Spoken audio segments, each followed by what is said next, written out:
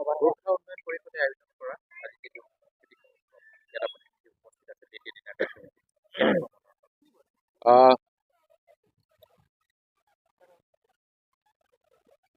গোৰ্খা উন্নয়ন পৰিষদৰ উদ্যোগত সকলো জাতি জনগোষ্ঠীৰ সহযোগত গোৰ্খা সাংস্কৃতিক মহোৎসৱ অনুষ্ঠিত হৈছে আৰু এই গোৰ্খা সাংস্কৃতিক মহোৎসৱৰ যোগেদি গোৰ্খা জনগোষ্ঠীয়ে নিজৰ জনগোষ্ঠীটোক অৰ্থনৈতিকভাৱে সাংস্কৃতিকভাৱে শৈক্ষিকভাৱে প্ৰতিটো স্তৰতে আগুৱাই লৈ যাবৰ কাৰণে ৰাখিছে।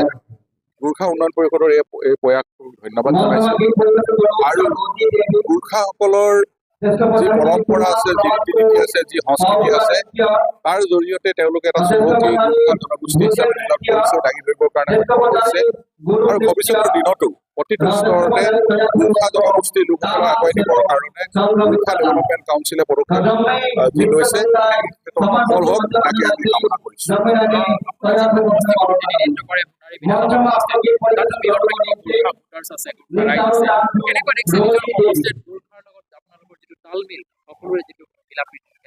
গোৰ্খা জনগোষ্ঠীৰ লগতে আজি সমগ্ৰ অসমত বিভিন্ন জাতি জনগোষ্ঠী বসবাস কৰি আছে আৰু কোনো এটা জনগোষ্ঠীক বাদ দি অসমীয়া সমাজখন কেতিয়াও সম্পূৰ্ণ হ'ব নোৱাৰে বা অসমীয়া সমাজখন আগুৱাই যাব নোৱাৰে।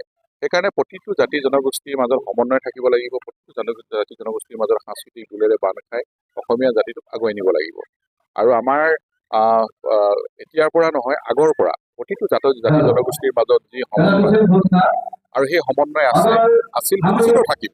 সেইকাৰণে আমাৰ এৰিয়াবিলাকত আজি গোৰ্খাসকল আছে, চাহ জনগোষ্ঠী আছে, আহোমসকল আছে, বিভিন্ন জাতি জনগোষ্ঠীৰ লোকসকল আছে আৰু প্ৰতিটো জাতি জনগোষ্ঠীয়ে নিজৰ নিজৰ যি ৰীতি নীতি আছে, নিজৰ নিজৰ যি পৰম্পৰা আছে, নিজৰ নিজৰ যি সংস্কৃতি আছে, নিজৰ পৰিচয়েৰে নিজৰ চিনাকি দাঙি ধৰিবৰ কাৰণে সক্ষম হৈছে আৰু তেনেধৰণৰ চিন্তাৰে প্ৰতিটো জাতি জনগোষ্ঠীয়ে প্ৰতিটো জাতি জনগোষ্ঠীক যি শ্ৰদ্ধা ভক্তি কৰিব লাগে সেই শ্ৰদ্ধা ভক্তিৰে আমি বসবাস কৰি আছো আৰু ভৱিষ্যতৰ দিনত আমি একেলগে অসমীয়া সমাজখনক আগুৱাই নিবৰ কাৰণে ঐক্যবদ্ধভাৱে বা সমন্বয়েৰে অসমীয়া জাতিটোক আগুৱাই নিম।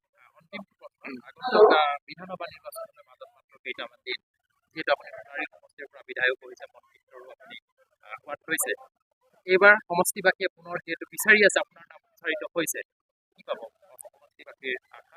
ডেফিনেটলি মনত এইটো আশা থাকিবই। এগৰাকী জনপ্ৰতিনিধি হিচাপে নিৰ্বাচিত হৈ ৰাইজক সেৱা কৰাৰ আশাটো প্ৰত্যেকৰে আছে, মোৰো আছে।